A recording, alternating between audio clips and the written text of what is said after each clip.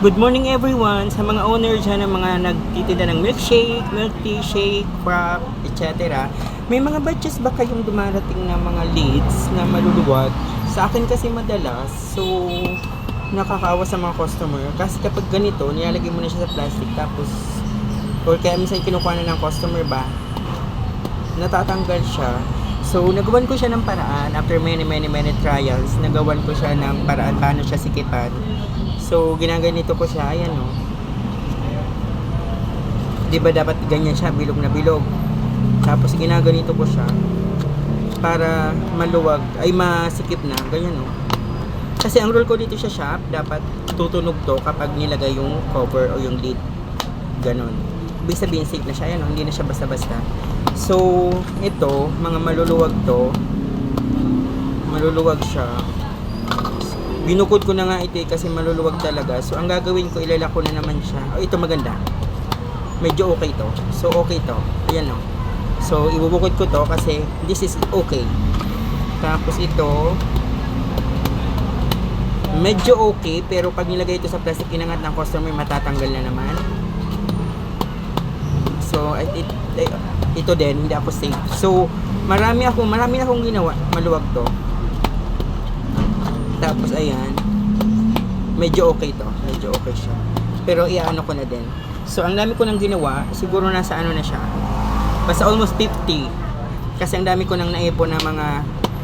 tingnan nyo, gaano kaganda siya, guys. Kalak na siya. Kalak na lang. See? Yung sound niya. So, napakasimple lang kayo ng water.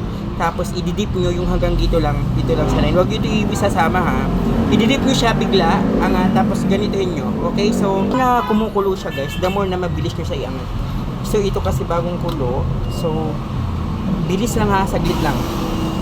Dip, and then i-bend. See? Na-bend na siya. Sana nakikita nyo. Ayan, no. Na-bend.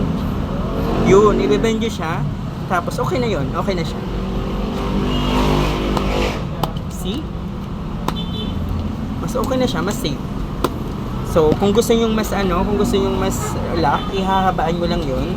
So, deep, very mabilis, deep. So, ayan, nakalock na siya. So, habaan, kung gusto niyo habaan, i-dip nyo, same part, mabilis, then bend. See? Mas mahaba yung tinupi ko dyan. Ito, oh. So, para siya nagsisilbing lock. See? See? Mas ano na siya, hindi na siya natatanggal. So, ito pa uli, gagawin ko uli. Pakita ko lang. So, dyan, ito ang ano niya, very saglit. Yan, bend. Tapos, i-bend agad. Ay, wait. Yun. Binend ko na siya. So, sorry guys, hindi ko pala na-record kanina. Nagmamadali kasi ako. So, napakasimple lang naman. Ang kailangan is mainit na tubig. I-dip nyo agad. Tapos, i-bend nyo na siya. Katulad nito. Tapos, pwede na siya. Ayun guys, so, binend ko na uli siya. See? Pag nagtanong yung customer, bakit ganun? Pwede mo naman i-explain para po malak po siya at para hindi po siya matapon. Naiintindihan niyo ng mga customer. Safety is safety first, guys. So, ito ay yun. Perfect. Bye. Please follow po for more. Baka may recipe akong i-share in the future. Bye.